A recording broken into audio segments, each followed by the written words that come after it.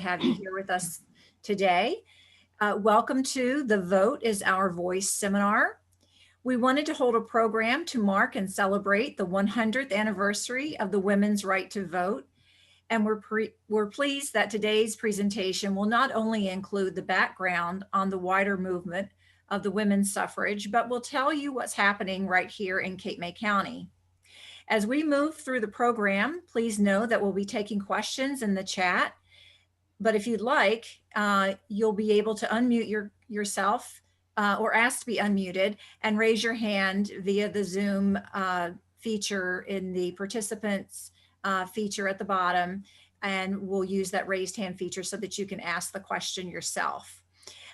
Before we get started, I'd like to thank our sponsor of this session, Maurice Piers, for their support of the program, and invite Denise Bexon, Executive Vice President of Human Resources and Government Relations, to introduce our speaker. Denise, welcome. Thanks, Vicki. Maurice Piers is honored to support this very important program, and I am delighted to introduce today's speaker, Rita Marie Fulginiti, Cape May County Clerk. Rita was elected County Clerk in 2005, 2010, and 2015. She's been employed at the County Clerk's office since 1985. As the county clerk, Rita is an election official responsible for the preparation of sample ballots, processing mail-in ballots, filing candidates' nominating petitions, and certification of countywide election results. So Rita, I'm thinking you're a little busy these days. She oversees the recording of documents pertaining to real property transactions in Cape May County. She serves as the county historian and maintains an archive of precious land and judicial records dating back to 1692.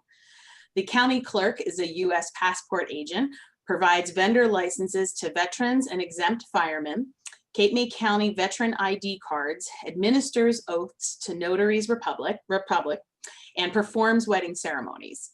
She also serves as county adjuster, performing a human services role on behalf of patients committed to psychiatric institutions. Rita has an AA in business administration from Atlantic Cape Community College, is a certified public manager through the New Jersey Department of Personnel Human Resources Development Institute in partnership with Fairleigh Dickinson University, and has earned the Certified Public Official designation by the National Association of Clerks, Recorders, Election Officials, and Treasurers, an affiliate of the National Association of Counties. She serves as chair to the Cape Women's Resource Fund, a New Jersey not-for-profit corporation established to promote equal rights and the achievements of women. She currently serves as a board member of the Woodbine Developmental Center and the Constitutional Officers Association of New Jersey, a statewide organization of elected county clerks, sheriffs, surrogates, and registers of deeds. What an accomplished individual. We are lucky to have Rita servicing our county. We hope you enjoy today's program, and welcome, Rita. Well, thank you. Thank you very much. What a year. We are in the midst of a very big presidential election here at the county clerk's office, and how fitting to be celebrating the centennial of the women's right to vote in the United States. But did you know that women and African Americans had the right to vote in New Jersey before 1807? New Jersey was unique in permitting women to vote. The 12 other original colonies had constitutions specifically stating that voters had to be male. But in New Jersey, the framing of the state constitution, which occurred in 1776, permitted women to vote. The 1776 New Jersey Constitution allowed every inhabitant fulfilling the criteria of the law to vote. It did not discriminate by sex or ethnicity. And this is what it states in Article 4, that all inhabitants of this colony of full age who are worth 50 pounds proclamation money, clear estate in the same, and have resided within the county in which they claim a vote for 12 months immediately preceding the election shall be entitled to vote. In 1797, the legislature further defined the law to include he or she clarifying that both men and women had voting rights. The ratification of the Constitution by New Jersey on December 18, 1787, and the subsequent ratification of the Bill of Rights in November 1789 put New Jersey in a unique place in history, the third state to ratify the Constitution and the first state to ratify the Bill of Rights. Also worded the state constitution in a way that allowed eligible women and African Americans voting privileges. An eligible woman had to be single, a property owner, and worth more than 50 pounds. Coverture, the practice of a woman losing her rights to property at the same time of her marriage, prevented a married woman from voting. Because allowing women to vote was a decision left to the individual states, gaining a right to vote in New Jersey was the opposite of what occurred in some of the other 12 states, including Massachusetts. And on your screen, you can see a copy of the Constitution of New Jersey. Now, I would like to tell you that this presentation has been researched from public records and from public sources. So to start out, I want to talk to you about early Cape May County voting and life during the 18th century here in Cape May County. As you can see, geographically, we are a peninsula, and in the 18th century, a very remote peninsula surrounded by three sides by water. Farming, fishing, and lumbering were the major enterprises. Salt from salt works, ships, and woolen mittens were produced here. The county was divided along religious lines. Quakers were in the upper precinct, Baptists in the middle, and Presbyterians in the lower precinct. From the 1772 census, there were 1,648 people living in the county along the beaches. The principal holidays and sport days were court days where public matters were discussed. There was feasting and games of quoits. Running, jumping, hurdling were the leading diversions. Elections were decided by all who favored a particular candidate or issue walked to one side of the room, and those opposed walked to the opposite side. Then the persons were counted for the result. It is difficult to say what women in Cape May County felt when they lost the right to vote. Did they care? Was the election process something in which women of Cape May County had no interest? There is no definitive primary source material to answer those questions. What we do have are documents that give us a glimpse into the daily life in the early days of the county. Aaron Leeming left behind a diary, which is a treasure here in the county clerk's archives. It gives us insight into the harsh life that existed during our earliest days for men and women.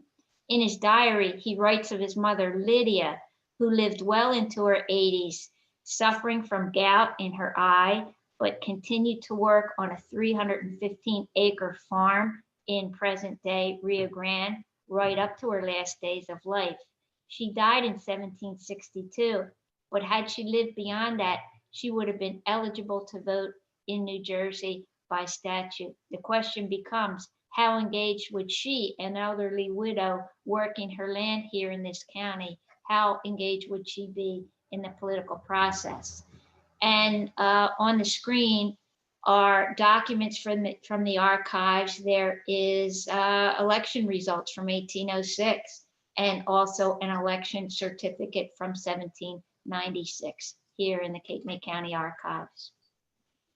1807 was a very bad year for women's rights here in New Jersey. That is when the state legislature restricted voting rights to tax-paying white male citizens. What made it unique was that the legislature did not act to change the Constitution, but rather circumvented it by passing a law.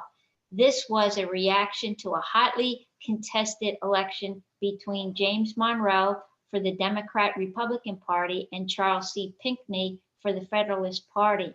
The idea was to give the Democrat Republican Party an advantage in the 1808 presidential election.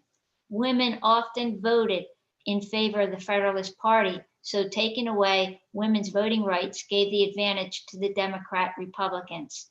This law also took voting rights away from African Americans. After 1807, New Jersey just simply fell in line with the rest of the states denying the franchise to women. And so we're going to go through quickly what was going on in the United States up until the point where women got the franchise to vote in 1920. So in 1838, Kentucky allows widows with school-aged children to vote in school suffrage. The abolition movement was big, and the women's rights movement was the offspring of abolition. Many people actively supported both reforms. Several participants in the 1848 Women's Rights Convention in Seneca Falls had already labored in the anti-slavery movement. Religious revivals during the Second Great Awakening intensified anti-slavery activity after 1830.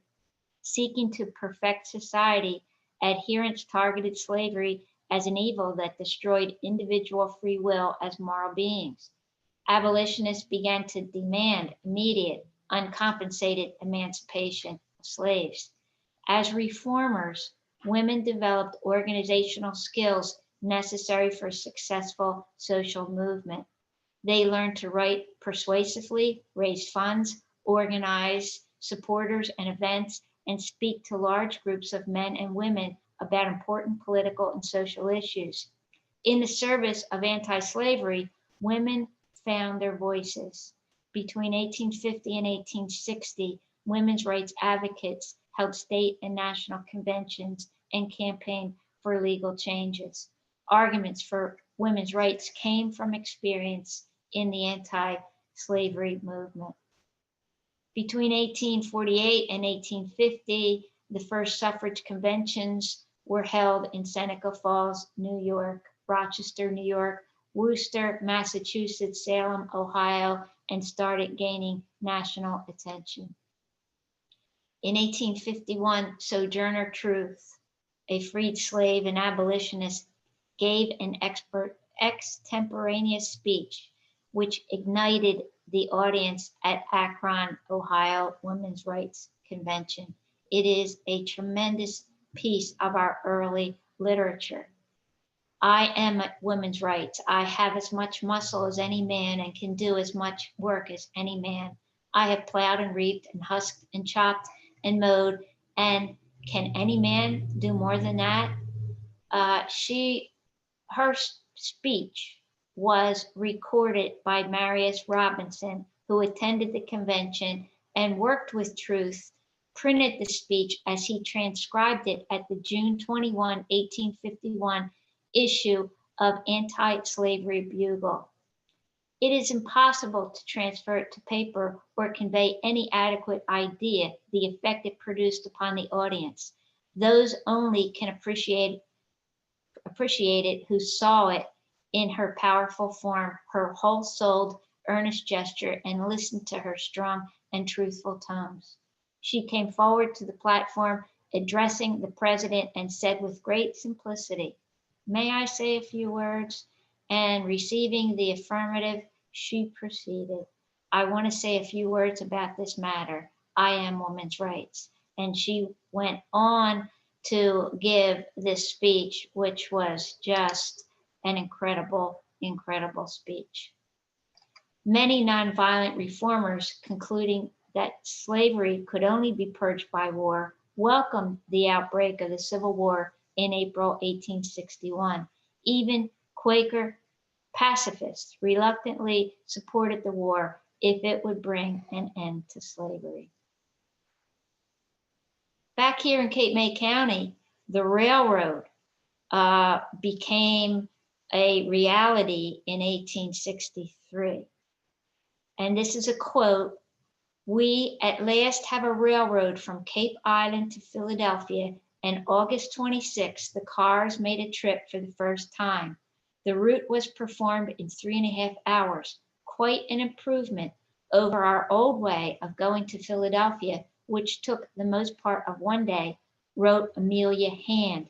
We have 2 trains per day, and that brings us as near to a large city as one need to be. And the railroad absolutely opened our peninsula to outside influences. At the time, the Barrier Islands were being settled, as was the Jewish community of Woodbine and the African community of Whitesboro. Temperance and women's suffrage were major issues. Tensions based on discrimination against African Americans and foreign-born residents were high. It was a time of change from a rural agrarian society into an urban industrialized nation. Cape May was adjusting to that change when World War I erupted in Europe on August 1, 1914.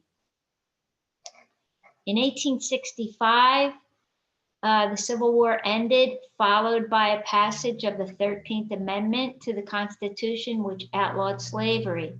In victory over slavery, decades-long alliances were broken. The women's rights movement and old friends in the abolition and women's rights movement parted company. And here are 2 documents regarding abolition: From Slavery to Freedom, the African American pamphlet collection from the Library of Congress. In 1866, Frances Ellen Watkins Harper, a freeborn African American woman from Baltimore, addressed the 11th National Women's Rights Convention in New York City, where she sat on the platform with Elizabeth Cady Stanton and Susan B. Anthony. And she says, I do not believe that giving the woman the ballot is immediately going to cure all the ills of life. I do not believe that white women are dewdrops just exhaled from the skies. I think that, like men, they may be divided into 3 classes: the good, the bad, and the indifferent. The good would vote according to their convictions and principles, the bad as dictated by prejudices or malice, and the indifferent will vote on the strongest side of the question with the winning party. The 14th Amendment to the Constitution was adopted in 1868. The second article of that amendment specified rights as being male as opposed to person. The amendment allowed for full citizenship and voting rights for Black men, but disenfranchised women. While some advocates for suffrage, such as Lucy Stone, Julia Ward Howe, and even Frederick Douglass, were in favor of the amendment as a step in the right direction, Cady Stanton and Susan B. Anthony worked to have both the 14th and 15th Amendments defeated, although later both used the language of the 14th Amendment as an argument for a woman's right to vote. Elizabeth Cady Stanton wrote, if the word male be inserted, it will take us a century at least to get it out. In 1868, Senator Pomeroy of Kansas introduced a women's suffrage amendment in Congress that December. It went down. The Senate never took it up.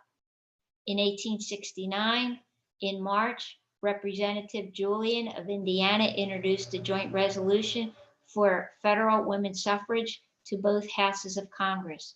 In November, conservative suffrage activists Lucy Stone, Henry Blackwell, and others banded to work to effect change in the individual states rather than take the radical approaches of Stanton and Anthony. In 1870, the 15th Amendment to the Constitution, the right to vote shall not be denied by race, color, or previous condition of servitude. The right of citizens of the United States to vote shall not be denied or abridged by the United States or by any state on account of race, color, or previous condition of servitude. And Section 2, the Congress shall have the power to enforce this article by appropriate legislation. By 1869, amendments had been passed to abolish slavery and to provide citizenship and equal protection under the laws, but the election of Ulysses Grant to the presidency in 1868 convinced a majority of Republicans that protecting the franchise of Black male voters was important for the party's future. Grant decisively won the electoral vote, but his margin was narrower in the popular vote. In addition to his appeal in the North, Grant benefited from votes among the newly enfranchised freedmen in the South, while the temporary political disenfranchisement of many Southern whites helped Republican margins. As three of the former Confederate states, Texas, Mississippi, and Virginia, were not yet restored to the Union, their electors could not vote in the election. On February 26, 1869, after rejecting more sweeping versions of the suffrage amendment, Congress proposed a compromise amending banning franchise restrictions on the basis of race, color, or previous servitude. After surviving a difficult ratification fight, the amendment was certified and duly ratified. The United States Supreme Court decisions in the late 19th century interpreted the amendment narrowly, but then later they began, in the 20th century, the court began to interpret the amendment more broadly, striking down grandfathered clauses in that amendment. And so we see here an image of Mr. Thomas Mundy Peterson, the first African-American voter after the passage of the 15th Amendment, and he was from Perth Amboy. In 1870, women in Wyoming are granted suffrage as part of the territory. In 1871, the wives of prominent men band together to form the Anti-Suffrage Party. And here is a cartoon from New Jersey regarding men against suffrage. So not everyone wanted this. In 1878, a women's suffrage amendment was first introduced in Congress. In 1882, both houses appoint select committees on women's suffrage. In 1887, the first vote on suffrage is taken in the Senate, where it is defeated, and Kansas grants women municipal suffrage. And in the same year, New Jersey women gain school suffrage in 1887. And here is an article from the Gazette from May 20, 1887, which announced that after July 4th, any woman who was a legal resident of the state would have the right to vote at school meetings held in their district. It is easy to see this was a means of placating the women of New Jersey. The final sentence of the article states, and in quotes, "Practically, the law confers upon women precisely the same rights and privileges enjoyed by men voters at like meetings." In 1890, New Jersey, a state association was organized, which held annual meetings and was active thereafter.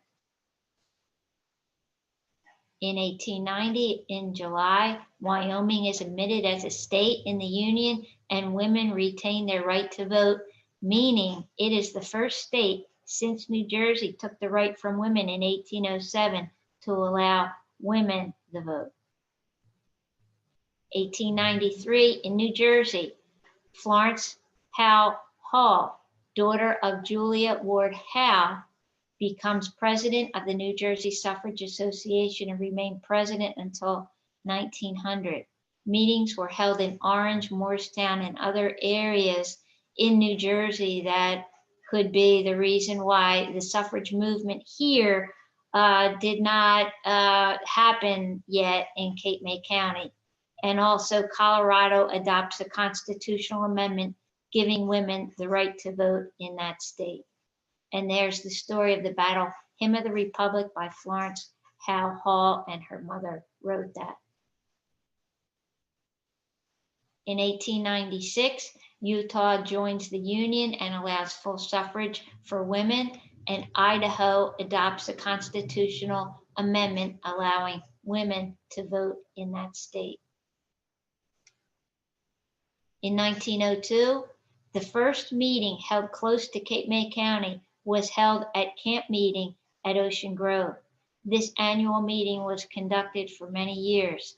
The leagues where most of the prominent speakers, such as Henry Blackwell, Mrs. Charlotte Perkins Gilman, Mrs. Florence Fenwick Miller of England, and Susan B. Anthony, were far from Cape May County. Neither the Gazette or the Wave mentioned participation of residents in these events. And this is very fun. From the Gazette in 1906, the best thing about the elbow sleeves the girls are wearing this summer is that they can go right from the parlor to the kitchen and wash the dishes without having to change their clothes. It gives you an insight into what was in the minds of people at that time. In 1910, Washington State adopts a constitutional amendment allowing women to vote. In 1911, California allows women the vote, and the first open-air suffrage meeting is held in Philadelphia. The Gazette did not cover this meeting. However, in November, it ran an article regarding Wilson's non-commitment to the suffrage movement and the extent to which he avoided being put on the spot regarding the subject. Dill Hastings was most likely at this event because she begins to take a prominent role in the suffrage movement in New Jersey and Cape May County at this time. And in 1911, the Gazette reports, this is becoming serious. The suffrage movement in the county was gaining strength, and some folks were concerned. In the Star and Wave, May 20, 1911 edition article, Men Who Are Women Suffragettes mentions Captain Albert Norton Wood of Cape May Courthouse being vice president of the recently organized New Jersey Men's League for Women's Suffrage, along with men from nearly every county in the state. And the article goes on, this is becoming serious. If these gentlemen should secure suffrage for the ladies, there would become immediately necessary election day gowns, because of course, no lady would vote unless properly attired, and election day being a big day, a special style of gown would have to be invented. Also, a special design of hat. The costumes for spring elections and minor elections would also necessarily be made distinctive, and no lady would have less each year than 3 special election gowns and hats if she desired to exercise the privilege of voting with becoming dignity. The question, therefore, how are we ever going to dig out of all this extra money out of our little old $1.50 per? These gentlemen had better drop this suffering business and join the moose if they must have excitement. Their present conducts makes them look like traitors in their sect. And so on July 4th that year, 1911, Governor Woodrow Wilson traveled to Cape May County to dedicate the newly opened Stone Harbor Ocean Parkway. It is not known if there were any suffrage workers at the event because there was not mention of suffragists attending the gathering.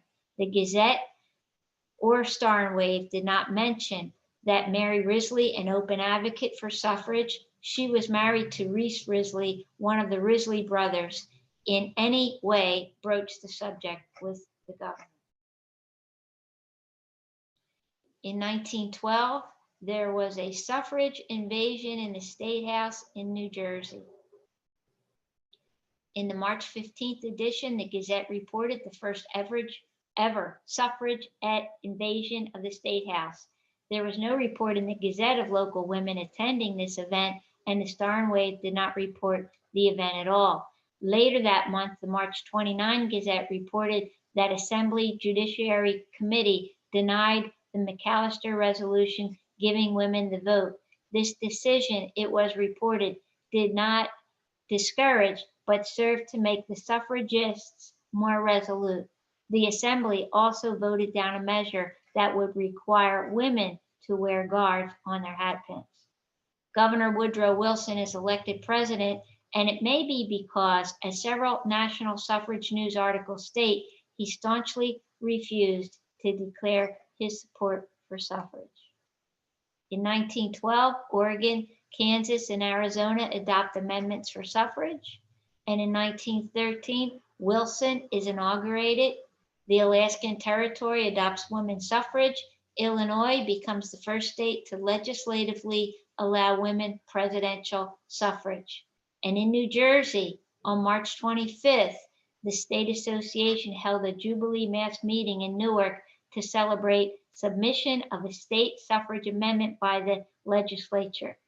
This spring, it held a large and successful school for suffrage workers in Newark, and the expenses of 2 volunteer organizers were paid for several months. That included Miss Dill Hastings of Lower Township.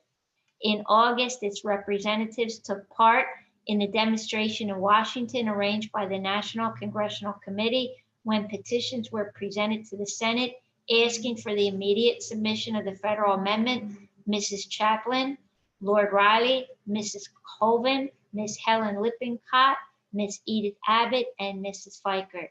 The New Jersey petitions of several thousand names were unwillingly presented by Senator James E. Martine, who made a speech against women's suffrage at the same time.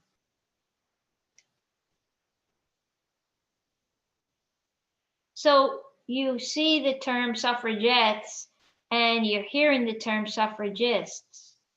Suffragettes at the time was a derogatory term to poke fun of the people supporting women's suffrage.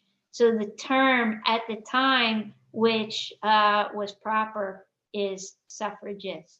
And here we see a picture of Dill Hastings on the right there, and she's our Cape May County lady. Alice Stokes Paul was an American suffragist, feminist, and women's rights activist, and one of the main leaders and strategists of the campaign for the 19th Amendment to the U.S. Constitution, which prohibits sex discrimination in the right to vote, and she was a New Jersey lady. She had trained with the suffrage movement in Great Britain.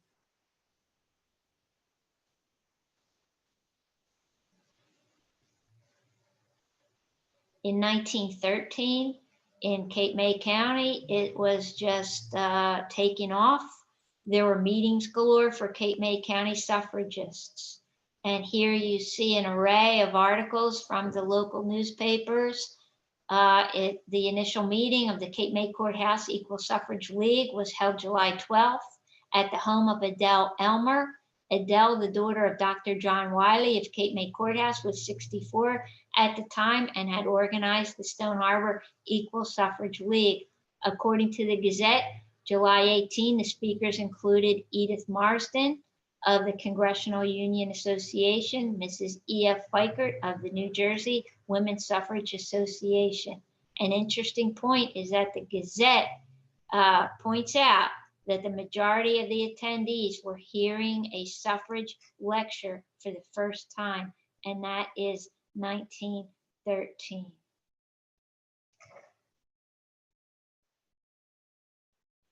Leadership of the women's suffrage movement in the county centered in the Barrier Islands and in Woodbine. Mary V. Risley of Stone Harbor, Priscilla Bright of Wildwood, and Margaret Elizabeth Baker and her daughters, Frances, Catherine, and Mary, led the Barrier Island suffragettes. Frances Baker and William Bright toured the county together, speaking for women's rights at Payne's Store in South Seaville, Way's Store in Ocean View, and other traditional mainland gathering places. Woodbine suffragettes held the largest rallies. In 1914, they turned away from the Borough Hall hundreds who came to hear Anna Lowenberg and Dill Hastings, the suffragette leaders. In 1914, there were meetings galore for Cape May County suffragists all over Cape May County. And here you see articles from the local newspapers. And in 1915, there's an interesting article about temperance, because temperance was part of the suffrage movement. And this came out of the July 9, 1915 Cape May County Gazette. To the married man who cannot get along without his drink, the following is suggested as a solution to the bondage of habit. Number 1, start a saloon in your home. Number 2, be the only customer. You will have no license to pay. Number 3, give your wife $2 to buy a gallon of whiskey, and remember there are 36 drinks in a gallon. Number 4, buy your drinks from no one but your wife, and by the time the first gallon is gone, she will have $7.60 to put in the bank and $2 to start in business again. Should you live 10 years and continue to buy booze from her, then die with snakes in your boots. She will have the money to bury you respectably, educate your children, buy a house and a lot, and marry a decent man and quit thinking about you. And that's what they thought about temperance in Cape May County. The darkness came before dawn in New Jersey because there was a suffrage question on the ballot here on the October 15 election ballot in New Jersey. It was defeated, beaten by over 50,000 votes in the state, and only one county carried it. That was Ocean County, certainly not Cape May County. However, it was dark, but there was another way of doing this, and this was the national route. The 19th Amendment, known as the Susan B. Anthony Amendment, became law on August 26, 1920. Wisconsin was the first state to ratify, Illinois the second, all the way down to Tennessee, the 36th to ratify, making women's suffrage legal in the United States. New Jersey was the 29th in 1919. And as you probably know, 3/4 of the states need to ratify for a bill to become an amendment to the Constitution. As anticipated, the greatest struggle occurred in those states which had not granted women's suffrage up to this point. And paradoxically, however, states which did have suffrage laws also posed some problems. And for a variety of reasons, these state legislatures dragged their heels and exasperated suffragists who had counted on their early action for leadership in this process. But immediately in 1920, in Cape May County, the court put women on the jury. They figured, well, if they can vote, they can sit on the jury. So here's a list from the Gazette, which lists the names of the women voters, the women jurors that year. And already Congressman Bacharach was appealing to women voters to cast their ballots for him in the election, to vote the straight Republican ticket. And so women were being courted for the vote right away. And so I just have a few local women, Cape May County women, that you might not know about, that were the movers and shakers in New Jersey and in the nation for suffrage. And Dill Hastings, we talked about her because she was early. She was born in 1851 to Peter and Mary Hastings, Irish immigrants. Peter worked on the railroad and rented a home in Cold Spring. Dill Hastings lived in Lower Township until the death of her father in 1874, when she and her siblings moved to Philadelphia to live with her sister and brother-in-law. She became one of the early organizers of the suffrage movement in Cape May County, and she was active in speaking to Granges and other organizations. Adele Wiley Elmer was a Cape May County suffragist, and you see an image of the Doctor's Inn, which is on the corner of Route 9 and Mechanic Street, and that was the family home and the headquarters for suffragist meetings. Julia Adele Wiley Elmer was an active leader in the organizations in Cape May County, as was her daughter Edith and son-in-law Captain Albert Norton Wood. She was born August 14, 1848, the daughter of Dr. John and Daniela Hand Wiley. As you know, Dr. John Wiley was a surgeon in the Civil War and a political activist here at home. The home still stands in Cape May Courthouse. Adele married Horace Elmer in 1870 and had 2 children, Edith Elmer and Nixon Wiley Elmer. And Adele, along with Mary Risley of Stone Harbor, were proactive in beginning the Women's Equal Suffrage League of Stone Harbor and the Women's Equal Suffrage League of Cape May Courthouse. They often held local meetings at their home on Main Street. And in the 1915 July 16 edition Gazette, Adele hosted Florence Leach of Montana at her home. Florence spoke to the workers of the Lower Glass Factory during their lunch hour and addressed the Stone Harbor Yacht Club, along with Mrs. Bright. Based on her activities, Adele traveled with her husband, Horace Elmer, from the time they married in 1870 as he served in the U.S. Navy until 1898 when he died at age 52. Adele in the Woods made Cape May Courthouse and the old Wiley house their home base. And here is a letter from Ms. Adele Wiley Elmer advocating for suffrage in the nation. Edith Elmer Wood, her daughter, born in Portsmouth, New Hampshire on September 24, 1878, was the daughter of U.S. Navy Commander Horace and Adele Wiley Elmer. She received her bachelor's degree from Smith College in 1890, awarded the MA and the PhD from Columbia in 1917, 1919, respectively. She graduated from the New York School of Social Work in 1917.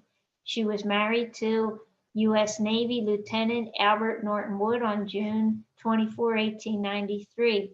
He was vice president of the New Jersey Men's League for Women's Suffrage, as reported in the Star and Wave on May 20, 1911. 2 of their sons died during Wood's lifetime. Dr. Wood was considered a professional writer as of 1890. And you can see her, some of her books are there in the image. Anna Hand, MD, was nominated as vice president and served with Virgil Marcy, MD, president. And in 1910, Dr. Hand was elected president and Dr. Mace was elected vice president. The society had 19 members and the state society had 1,398 members. The minutes of the meeting held at the Hotel Bellevue in Cape May Courthouse recorded this memorable moment. The society enjoys the unique distinction of being the only one in the state having a woman president and vice president. As president, Dr. Hand encouraged all members to support the organization and invited all legally qualified physicians practicing in Cape May County to unite with the society. And this document from the Board of Medical Examiners is on record in the Cape May County Clerk's archives. And finally, Catherine Baker, Cape May County suffragist, who, except for a premature death as a Red Cross nurse in World War I, might have become a national leader for women's rights. Her mother, Margaret Elizabeth, and sisters Frances and Mary were all suffragists together. Her father, J. Thompson Baker, was elected to Congress in 1912, the same year Woodrow Wilson was elected president. And you may know that the home of the Women's Civic Club in Wildwood was their family home. And she wrote stories, national stories about American women are petted helpless dolls. She wrote in the Atlantic magazine, and she demonstrated in her writings that women could be strong, independent leaders in business and politics equal to men. And she was honored as a war heroine in France in World War I. And so I just want to thank our sources, our staff, Liz Shea, who's now retired, Lori Thomas, our resident historian in our Department of Public Records, Dawn Austin, who is our graphics artist and assists me in a myriad of duties and all of these sources to put this presentation together. And I thank you, and I'm ready for questions. Thank you so much, Rita. That is an amazing wealth of information. I just am blown away by how thorough you have just covered this topic. And I can't even believe that in New Jersey in 1807, women had the right to vote. I had no idea. Yes. And it was taken away. How did we let that happen? Well, without the vote, we have no voice. Right. So I just again encourage everyone to put your questions in the chat, or you can use the raised hand feature. We'd love to hear from you, your voice, as you know, let's not lose our voice. But you know, very interesting that women were, as our ancestors were advocating for the right to vote on the national level, the state level, you know, completely to have the right to vote. It seems as though they were being, women were being placated with the right to vote on school issues, which is very, very important. Not minimizing that, but that, you know, that's, and everyone says, you know, all politics are local. So that's, while that's encouraging, it's also, you know, it's interesting that that was the stance to take, as though that would have just made women go away. That's all they care about anyway. So, well, I noticed we've got some group chats going on here. yes. What is your encouragement for women in this presidential election? Right. To vote and to, you know, be aware of the issues. That's what I think is so important, that we know what the issues are and vote our conscience. And what lessons can we learn from the suffragettes to apply today?